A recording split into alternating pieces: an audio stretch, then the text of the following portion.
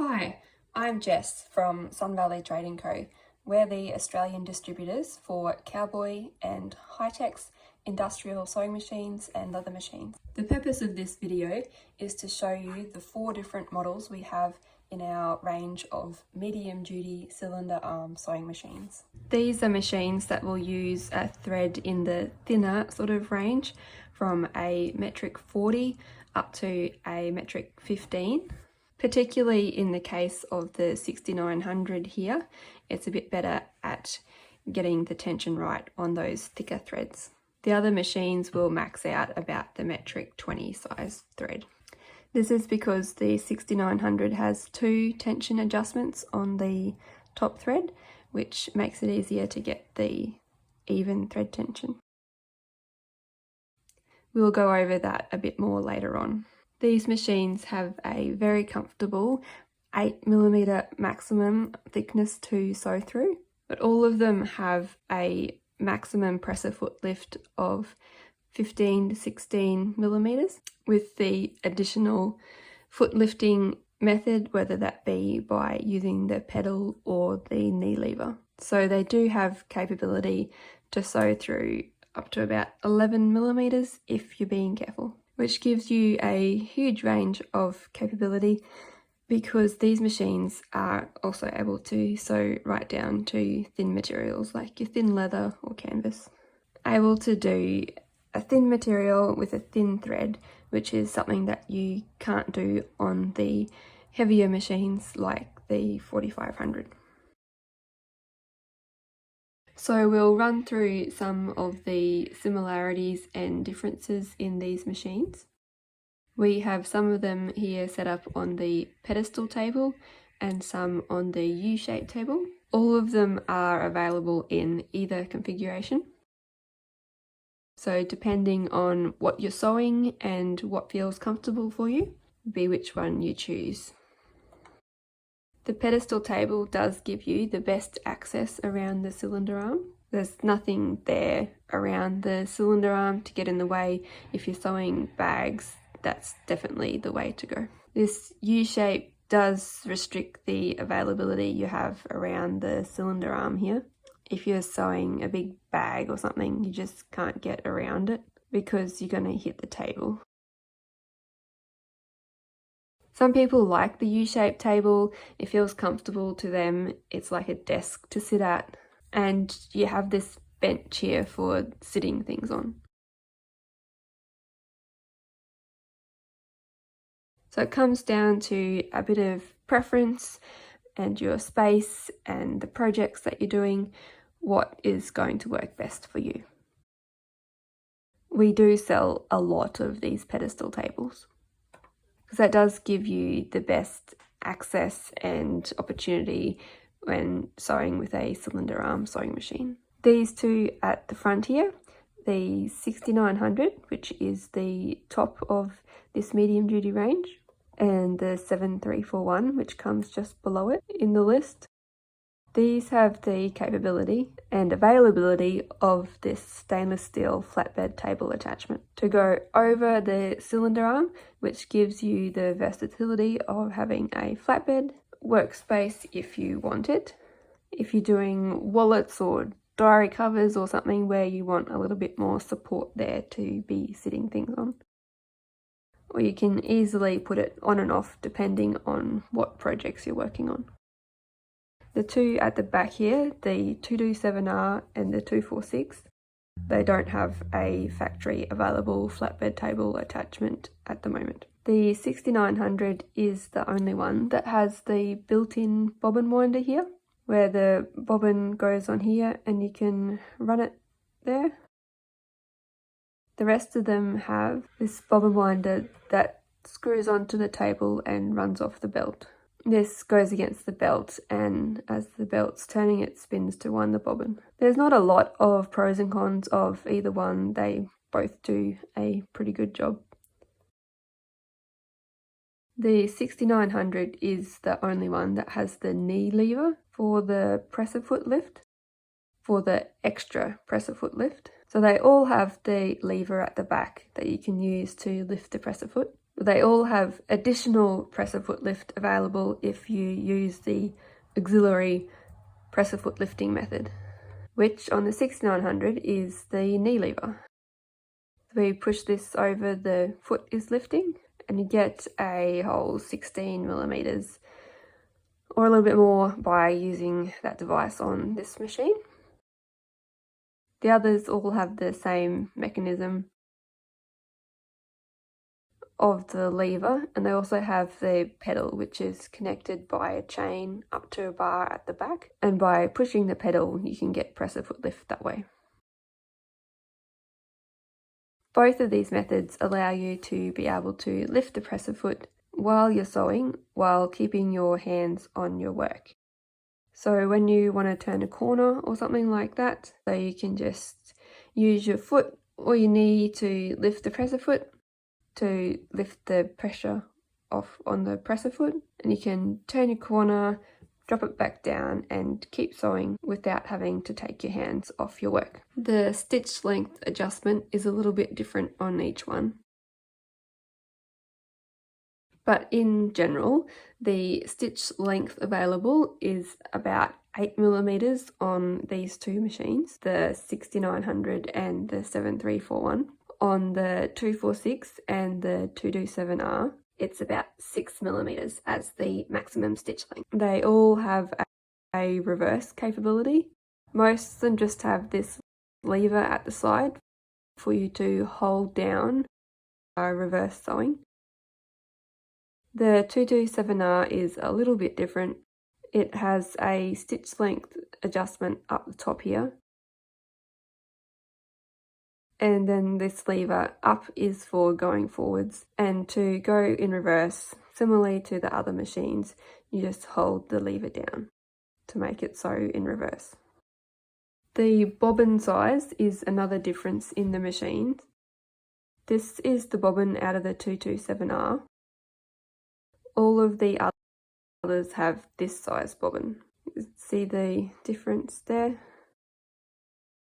There's about 10 millimeters extra in the diameter. They're the same thickness. It's just the diameter that's different. So you can fit more thread on these ones. The other difference is the bobbin position. So these three machines all have the top drop-in bobbin. The 6900 and the 7341 have the same setup here, the same shape in the cylinder arm.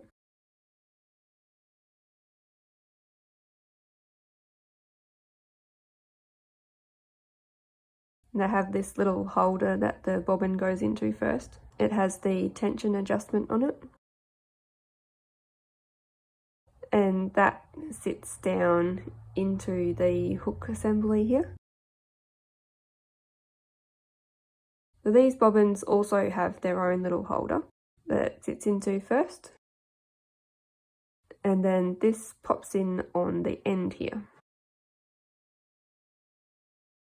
I do like this way of positioning the bobbin myself, but there's not a lot of pros and cons between them. The main difference is in being able to adjust the tension while you have any work on there.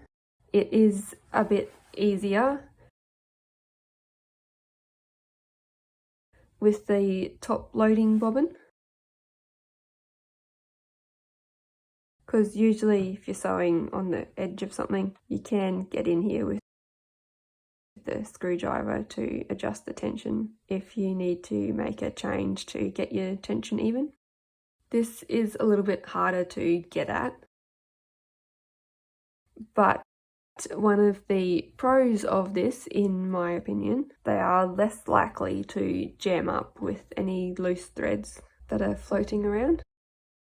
On this type of machine, you do have to be quite careful not to have any loose threads floating around here while you're sewing, because they have a very good tendency to get wrapped around the bobbin, which is a bit of a pain. It's not impossible, and it is quite possible to not do it if you just be careful of where the threads are, but it is something that you probably will do if you have a machine like this.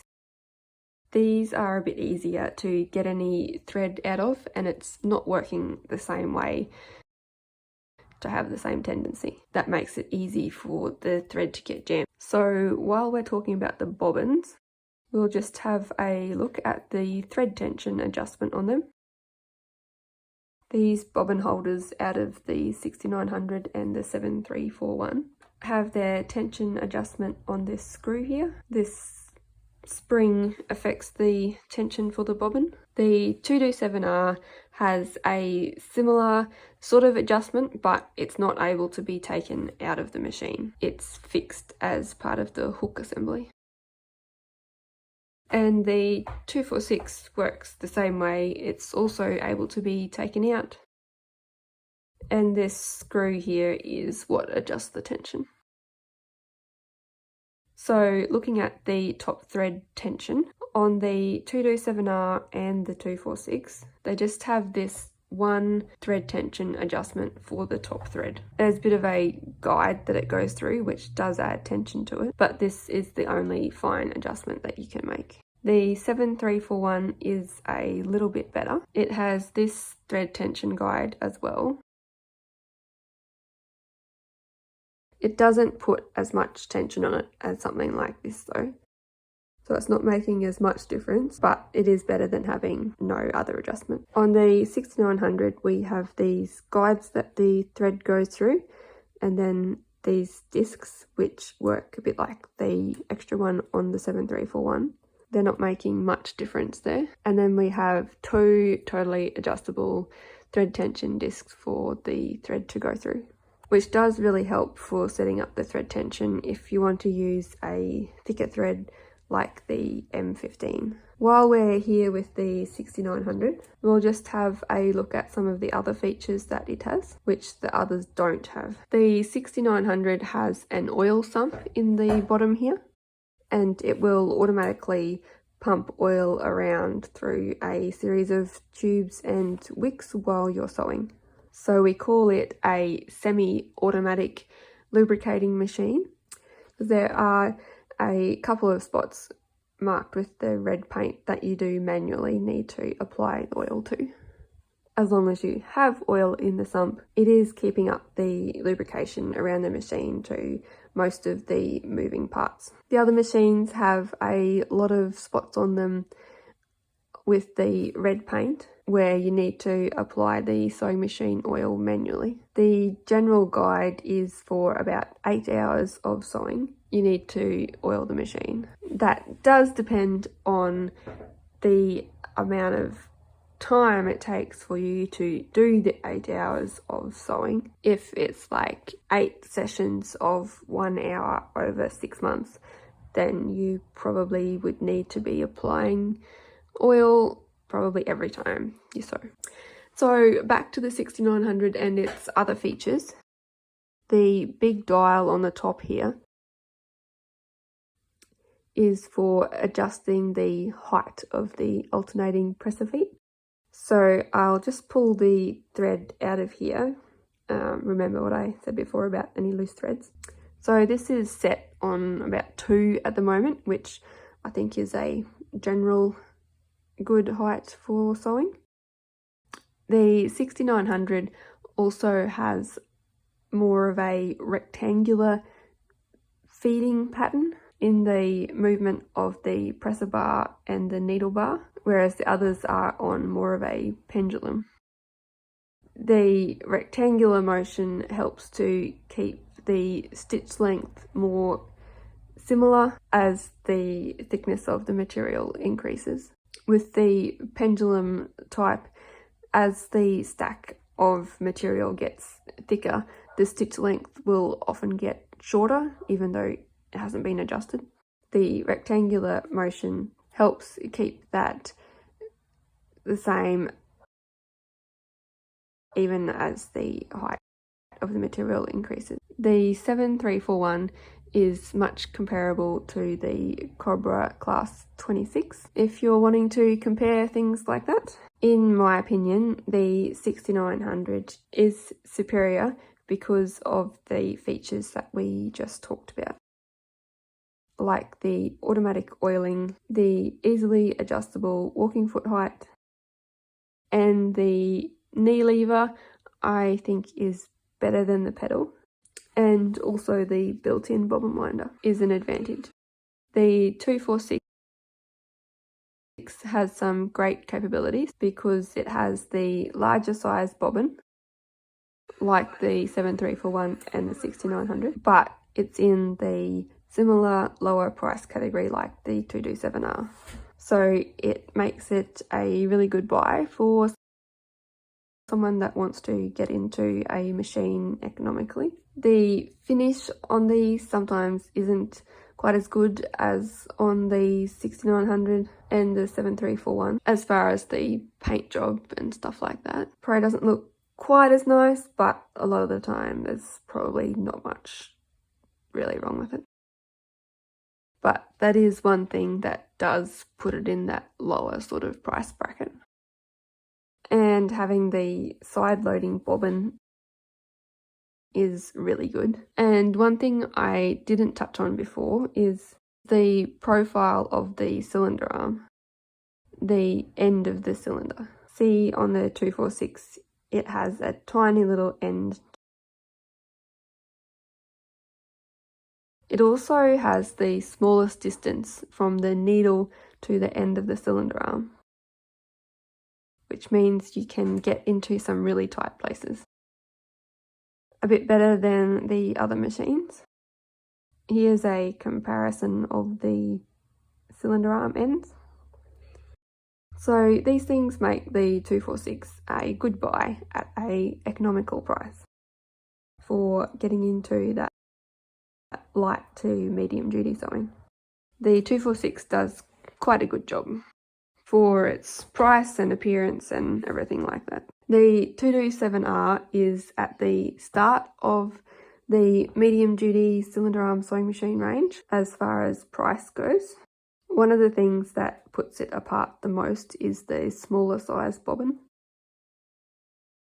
only having one tension adjustment on the top thread, but it is a really good machine. They're well made, robust, and this stitch length adjustment is pretty good. To wind in the stitch length adjustment and have a mark and be able to come back to it. If you put some marks on there for the stitch lengths that you like or something like that. They do have a fairly small profile on the end of the cylinder arm for getting into tight places. So for a budget, wanting to get into a light to medium duty cylinder arm sewing machine, the 227R shouldn't be overlooked for those things. If you're happy to go with the smaller bobbin, if you're always using a thinner thread, that won't be so much of a problem. They'll still hold a lot of thin thread. The reverse on these is pretty amazing. It nearly always matches up all the way through the range of stitch lengths. A lot of the other machines work well at one stitch length. As you get shorter or longer, the reverse doesn't match up quite as good. But I've found the 227R to be pretty good at matching stitch length forward to reverse. So the 227R is our budget entry machine to the light to medium duty cylinder arm sewing machines. I didn't mention earlier, all of these machines are compound feed. That means that the presser foot is walking, going up and down. The needle is feeding, and the needle foot as well is walking and feeding the material through. And there's the feed dog underneath that's moving as well, all working in sync together so you get quite consistent stitch length and stitch quality. When deciding whether you need to look for a machine in the light to medium duty range or step up into the heavy duty range, the main things to consider are how thick the maximum stack of material you want to sew through and how thick of a thread you want to use. That is quite a big factor into it. If you want to use a really thick thread, then you have to go into the heavy duty range, like the 3200, 4500, because these machines just can't handle a thicker thread. The availability of needles in that size is pretty slim, and it just gets quite difficult to get the tensions right because they're just designed to use a thinner thread. Likewise, the heavy duty machines are quite difficult to get a thin thread to work in them for the same reason that you can't get a leather point needle in a size smaller than a 23, which is what you would use for a metric 20 size thread. And the tension adjustments on them are just designed for a thicker thread. So it's quite difficult to get them right for a thinner thread. I have heard some people using a thinner thread on those machines, but it would take a bit of setting up, and if you are ending up swapping between thread sizes, it would be a headache. And then for thickness of material that you're sewing, these machines are designed for the thinner work. You can sew some fairly substantial stack, like 10 mil or a bit more, but they are good at the thinner materials. The smaller feed dog and feet and then needle is a bit smaller. Makes them better at the thinner work than a heavy duty machine doing the thinner work, because the heavy duty machines can be quite versatile too. They go down to sewing canvas or kangaroo leather, especially with our narrow slotted needle plate. But if most of your work is in that lighter range, then these machines would probably be better at doing that job. There isn't a machine that will do everything perfectly, unfortunately.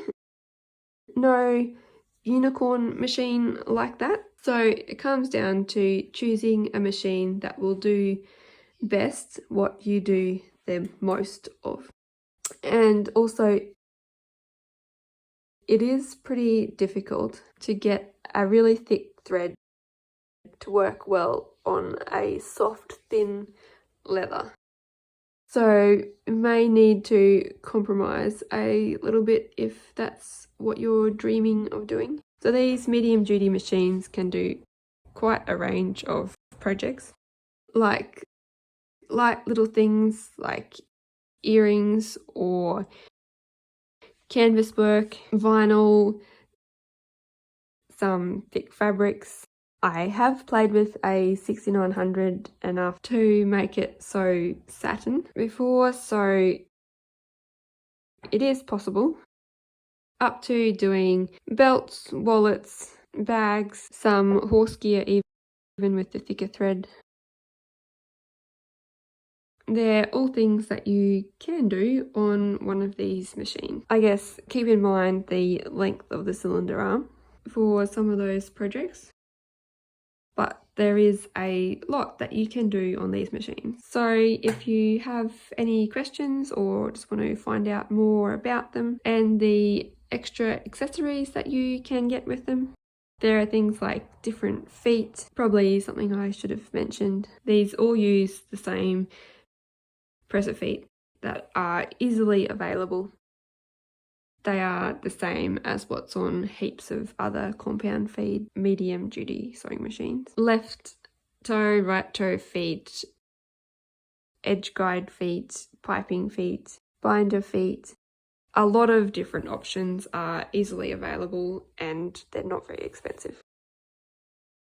They can all will have a drop-down edge guide fitted on the back for helping you to sew a straight, even seam. We talked about the flatbed table attachment that's available for the 7341 and the 6900. I can put a needle positioning device on any of these machines as well. That probably deserves its own video to explain that. If you haven't seen them, the electronic positioning system, and there are also lights available for these sewing machines as well as spare bobbins and needles.